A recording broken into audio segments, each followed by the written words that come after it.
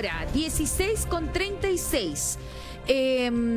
Hay una pregunta que usted la está leyendo a esta hora en nuestra pantalla. ¿Dónde está mi hija? ¿Dónde está mi hijo? Lo cierto es que conocimos a Macarena. Ella era una mamá que estaba muy preocupada porque su hija Catalina, de 15 años, no había vuelto a su casa.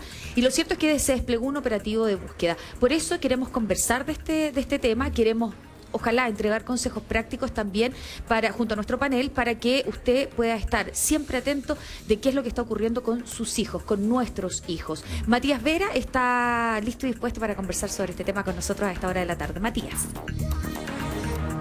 ¿Qué tal, Ángeles? ¿Cómo están ustedes? Un abrazo gigante desde la Villa Los Héroes en San Bernardo. Hace harto frío y han sido jornadas bien intensas precisamente para la familia de Catalina. Vamos a revisar algunas imágenes que tienen nuestro equipo de dirección, que son finalmente la única pista con la que contaban los familiares de esta adolescente de solo 15 años que estuvo desaparecida desde ayer acá en la comuna de San Bernardo. Lo cierto es que esta única pista, que era Catalina caminando por estas calles justo afuera de su casa, era la única imagen que existía. ¿Qué pasó? Catalina apareció, Ángeles. Esa es la noticia que tenemos que entregarles. Afortunadamente ya está ubicada y en este preciso instante está realizando la constatación de lesiones junto a personal de la Brigada de Búsqueda de Personas de la Policía de Investigaciones, mientras sus papás están en ese mismo lugar de la PDI ubicado en la comuna de Ñuñoa a esta hora. Ahora, ¿qué fue lo que pasó? ¿Cuál fue la situación que se produjo? Porque finalmente Catalina desaparece ayer. El contexto en el que se da, y según lo que hemos estado reporteando durante estas últimas horas, tiene directa relación con que su mamá le dijo que no había cloro en la casa y le pidió que por favor fuera a comprar.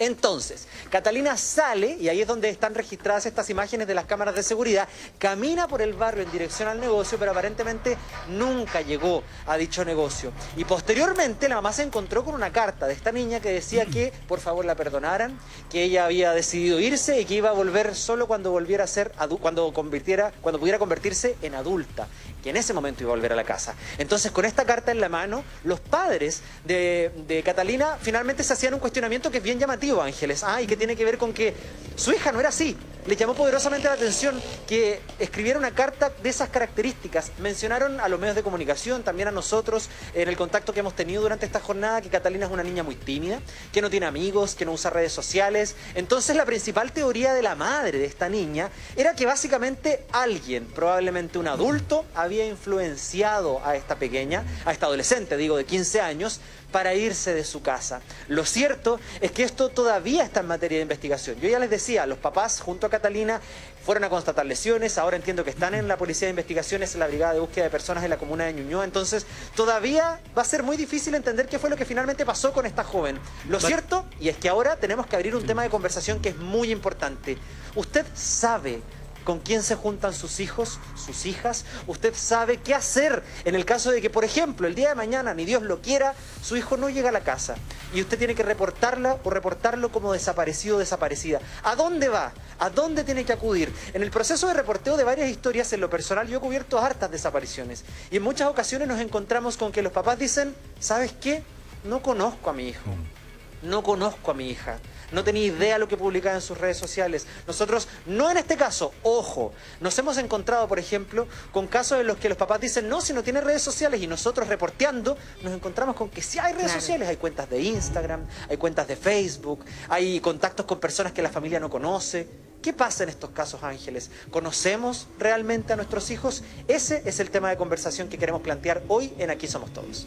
Gracias Matías por esa introducción. Nos alegramos mucho que Catalina esté bien, que esté constatando lesiones en este minuto junto a sus papás en la PDI ahí en la comuna de Ñuñoa. Pero claro, esa es la interrogante, ¿no? ¿Cuánto conocemos a nuestros hijos y qué tan fácil es conocer a los adolescentes? Solo como dato, fíjense que de acuerdo a las estadísticas, 2 personas se pierden al día. Entre el 93 y el 95% de las ocasiones vuelven a las pocas horas, pero hay un restante que no. Y mayoritariamente las personas que desaparecen, entre comillas, son niñas, y entre los 12 y los 17 años. Para conversar de este tema, bueno, está Emilio también con nosotros, que se mantiene acá en el estudio, pero se suma también el teniente Daniel Medina. Gracias, teniente, por estar con nosotros. Y está Daniel Sánchez, bueno, la doctora Carolina Herrera y, por cierto, Jairo Valdés. Teniente, quiero partir con usted primero en términos estadísticos, ¿no? Si mi hijo no vuelve a la casa dentro de las horas que acostumbra, yo inmediatamente, ¿qué es lo que tengo que hacer? Hola Ángeles, muy buenas tardes, saludo al panel también. Es súper importante que si usted, por ejemplo, no sabe el paradero de su hijo, de forma inmediata haga la denuncia. No espere 24 horas, 48 horas, no. Tiene que ser inmediatamente que usted no sepa el paradero de él y tenga algún temor de algo, denuncie de inmediato. ¿Por qué? ¿Dónde? Porque a quien denuncie, Ángeles, ¿Dónde denunció? a Carabineros o la Policía de Investigaciones, Ya. donde usted quiera ir. ¿Por qué? Porque si lo hace, por ejemplo, en las policías, obviamente, se generan diligencias inmediatas de poder levantar antecedentes, mientras, de forma paralela, se da cuenta el Ministerio Público, para que ellos puedan instruir a una de las dos policías a que inicie la investigación oficial. Pero es importante que denuncie de forma inmediata. Bien. Daniel, cuando a uno le preguntan, ¿tú conoces a tus hijos? Uno dice, sí, pues lógico. ¿Cómo no? Si convivimos. Pero hay un periodo, sobre todo en la adolescencia, que es mucho más complejo, entrar en la mente, en la cabeza y en el corazón de los chiquillos y chiquillas. Es que partamos de la base que la adolescencia debe ser uno de los procesos de la vida de mayor explosión en todo sentido. Hay un desarrollo físico, moral, psicológico, valórico. Es una transición gigantesca y por lo mismo es uno de los periodos más importantes de la vida, más lindo, que instala formas de ser, formas de pensar, batallas que dar, luchas que dar. Los adolescentes tienen como la función principal de encontrar su propia identidad, de encontrar una filosofía de vida. Es el periodo por naturaleza donde las chiquillas y los chiquillos se encuentran. Y en ese encuentro o en ese proceso de vida buscan mucho. Y cuando buscan habitualmente cuando establecen sus propios códigos, desdiciéndose de los códigos sociales, culturales, familiares. Entonces es muy probable que como que se vayan para adentro, diríamos, ¿no? Como que se queden ahí escondidos, viviendo un proceso de mucha confusión para ellos y ellas mismas. Entonces ahí ocurre que los adultos tenemos esta mirada adultocentrista del mundo, en que todo funciona como nosotros lo pensamos, como nosotros queremos, y nos cuesta ponernos en el lugar de los adolescentes que están viviendo este proceso de transformación gigantesco. En ese sentido, siempre la clave es conversar con nuestros adolescentes, dialogar con ellos, establecer metas claras, estar súper alerta a las señales que nos dan justamente la alerta, problemas del sueño, problemas de alimentación. Ya, pero Dani, pero espérate, cuando uno le pregunta a un adolescente, cuando a mí me preguntaban, por ejemplo, uno, ¿qué responde? Sí. No, sí, monosílabo. Estoy bien, sí. Estoy mal, claro, tengo sueño. Pero es que ¿Tú tenías ese problema, Ángeles? ¿Ah? ¿Tú tenías ese, eran monosílabas? Yo, sí, aunque tú no lo creas, sí, no sé qué me pasó después, pero... Lo que pasa es que probablemente vamos a llegar a una adolescencia en la que no nos comunicamos con los adultos significativos, si es que en la infancia tampoco lo hemos hecho. Si es que nos enseñamos a los niños y niñas a dialogar, y en el diálogo que los adultos vayamos mostrándoles que no hay pecado en el diálogo. Hemos hablado otras veces de lo que pasa, por ejemplo, con los juegos virales. Los virales a los que se exponen los niños se meten en los juegos y se dejan influenciar en los juegos porque no tienen un adulto significativo al lado al cual comentarle. ¿Sabes qué? Estoy viendo este juego, me están pidiendo que prenda un fosforito, etcétera. Como no hay diálogo en la familia, o como el diálogo es más bien asimétrico, probablemente el niño cuando le cuenta al adulto, el adulto lo reta, lo castiga, etcétera. El niño aprende a no comunicarse con el adulto y el adulto aprende a no comunicarse con el niño. Sin embargo, cuando la dinámica familiar es de confianza y es de autonomía propia, decir algo que me está pasando no cuesta nada. Yo tengo que ser capaz de ponerme en el lugar del adolescente que está viviendo un proceso de transformación maravilloso. Y si no responde a aquello que le pregunto, tengo que buscar la forma de entender lo que le está ocurriendo. Es decir, el adolescente no necesariamente tiene que entender al adulto. Sin embargo, los adultos tenemos que ser capaces de entender a nuestros adolescentes que viven este maravilloso y hermoso proceso de búsqueda. Están buscando, nada más que buscando. Doctora Carolina Herrera. Yo ahora no voy a hablar como doctora, voy a hablar desde una... como una experiencia personal. Y la verdad es que yo siento que personalmente tuve una experiencia de mucho control cuando era chica. Tanto control que cuando uno es chica y tiene un diario de vida y tú sabes que tu mamá te lo lee y que te vigila y que está permanentemente encima, yo inventé un alfabeto entero para escribir en un idioma en que nadie más que yo pudiera entender. Entonces yo generé una vida paralela, aunque sea interna, cerebral, sentir que era independiente de la vigilancia permanente. Tanto así... Espérese, no. No. Respire y explíqueme con pera y manzana. Usted como que creó un código. Yo hice un alfabeto entero. Entero, está ahí. Ya, y usted, yo escribía en ese idioma. En ese código. Sí, claro, para que no fuera en ningún otro idioma que otra persona pudiera como interferir en eso. ¿Y nunca su mamá le preguntó, o su papá, o alguno de sus hermanos? ¿Tiene hermanos, doctora? Una hermana. Una hermana. ¿Y nunca nadie le dijo, oye, ¿qué es esto que estás escribiendo? Y ahí usted cachó que la estaban sapeando, ¿no? No, sí, pues sí, mi mamá me mordía el diario de vida. ¿Cómo? Lo mordía con... ¿Sí? Sí, pero no, el control era así. Pero el énfasis del comentario no es ese. El énfasis del comentario es que yo con mis hijos hice exactamente lo contrario y les dije que yo no quería interferir en lo que ellos fueran a hacer cuando sean personas, que quería que fueran uno solo y que no me contaran una historia a mí y fueran otro. O sea, no quería que tuvieran esa dicotomía de tener que dejarme a mí tranquila y en fin. Entonces, eso también te pasa la cuenta, porque eso puede ser que sea visto como falta de interés o falta de cariño, incluso si tú no estás todo el rato encima de las personas. Entonces, hacer esa sintonía es tan variable como personas hay en el mundo. Yo te diría que aquí lo que tiene que primar es el amor, es el cariño, es la sensación de que siempre tu hogar va a acogerte y ese es el mensaje. No importa las cosas que uno haga, lo importante es sacudirse una vez más, pararse y volver a abrazarse y volver a sentir que tú estás ahí. Pero, doctora, ¿usted hizo ese ejercicio con sus hijos de manera consciente para no repetir el patrón? Así, tal cual, exactamente. Es que a mí, mi mamá, ponte tú, le pedía a las mamás de mis compañeras de curso, a las que les mando muchos cariños, a mis compañeras de cuarto medio, que en cuarto medio le escribieran: Carolina sale de mi casa a las 16:15. Y yo tenía que llegar a mi casa a las 16:30, si no tenía que explicar qué hice 5 minutos. Entonces era tal el control. Bueno, pero te explico, hay tantas experiencias como la vida es. Claro. Entonces, en ese momento en que no había celulares, no había, no sé, GPS, esa era la forma del control. Cuando me encontré años después con esos cuadernos y con esas notas, realmente me sorprendí mucho cómo uno va generando, en el fondo, la aceptación de esa situación de supercontrol, porque en el fondo yo sabía que lo hacía por buenas razones. Claro, o sea, no que era la forma no era buena, de protección. Pero eran buenas razones, entonces no tengo ningún drama al respecto. No, claro. Pero el control sobre cada persona, saber qué hace en cada momento, es una ilusión. Sí. Ese control... Espérate, Daniel, dame un segundo, por favor, dame un segundo. Doctora, cuando usted entiende finalmente de que era la forma de cuidar, su mamá probablemente la quería cuidar a usted, y esa era la forma que ella encontró para hacerlo. ¿A usted eso le generó algún grado de rebeldía, ese exceso de control?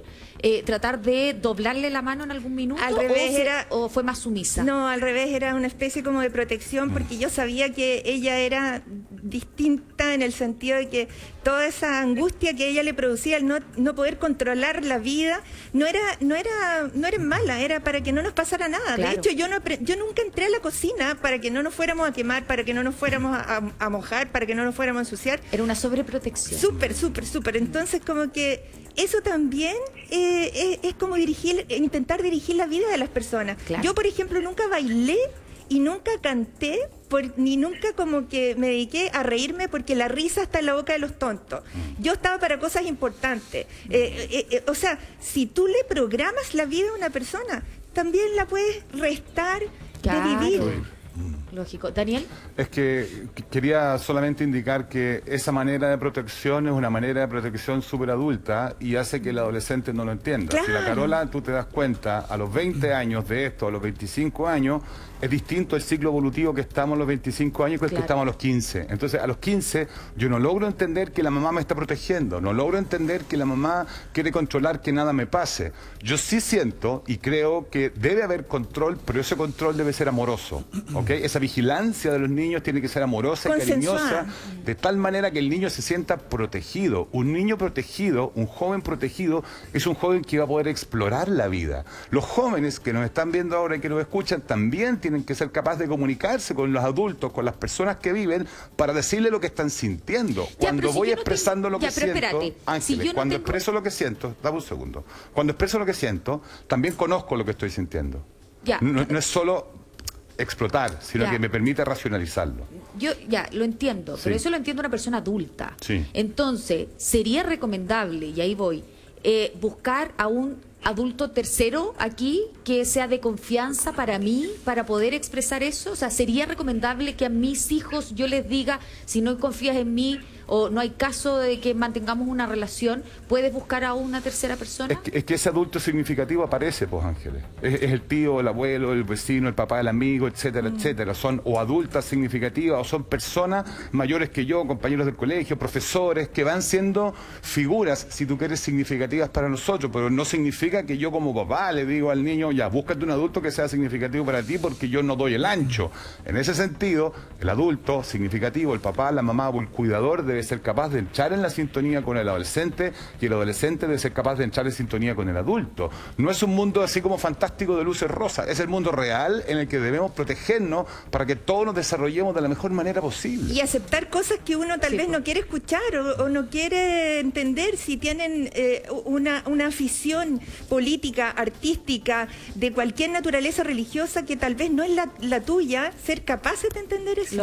Daniel, yo te quería hacer una consulta, plantear, porque la experiencia que tuve haciendo un ciclo de reportaje justamente con personas desaparecidas, es que el mundo les cambió no solo a los niños, a los jóvenes y a los adultos mayores, y es realmente bien angustiante la situación que enfrentaban algunos niños. Espérame. Esa respuesta, ese comentario, porque Jairo también quiere aportar algo y tenemos más preguntas para el teniente Daniel Medina, después de este consejo. Siguiente, nosotros hicimos acá en Canal 13 una serie de reportajes de Se Busca, se llamaba el segmento, en conjunto con Carabineros, el departamento del CEP, y lo que nos llamaba la atención es que este es un fenómeno mucho más fuerte de lo que la gente común piensa. Hay 60 denuncias por presunta desgracia al día. Hay cerca de 14.000 denuncias por presunta desgracia vigentes. Y lo que nos dábamos cuenta, y lo conversaban justamente los mismos Carabineros, es que muchas veces estas situaciones eran gatilladas por la situación de pandemia, encierro, porque los niños están viviendo una situación desconocida y real, que nunca, yo creo, ninguna sociedad había vivido de esta forma. De la noche a la mañana dejaron de verse con sus amigos, con sus compañeros del colegio, y esto atraviesa también todos los estratos socioeconómicos y todas las edades. Hemos visto en el último tiempo, en otro programa que estoy haciendo, SOS, que también hay muchos ancianos que salen a caminar y se pierden. Eso es realmente increíble.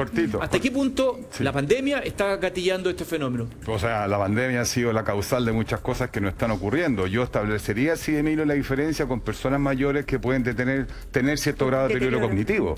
El deterioro cognitivo, emocional, etcétera. Pero ojo, Daniel, también hemos visto universitarios. Sí. Es que lo que quiero decir es que si hablamos de personas mayores tenemos que pensarlo de otra manera producto de este desarrollo cognitivo que te digo. Es más fácil para una persona deteriorada perderse, ¿sí? Poder pensarlo de alguna manera, así como también para los niños que no han alcanzado cierta etapa del desarrollo.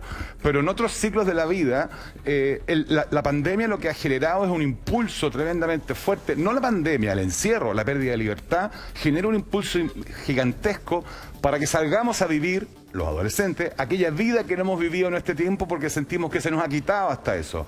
Yo hablaba atrás con un estudiante, me decía, profesor, es tan terrible el tema de la universidad porque la universidad nos quitó hasta el computador con el que antes jugábamos.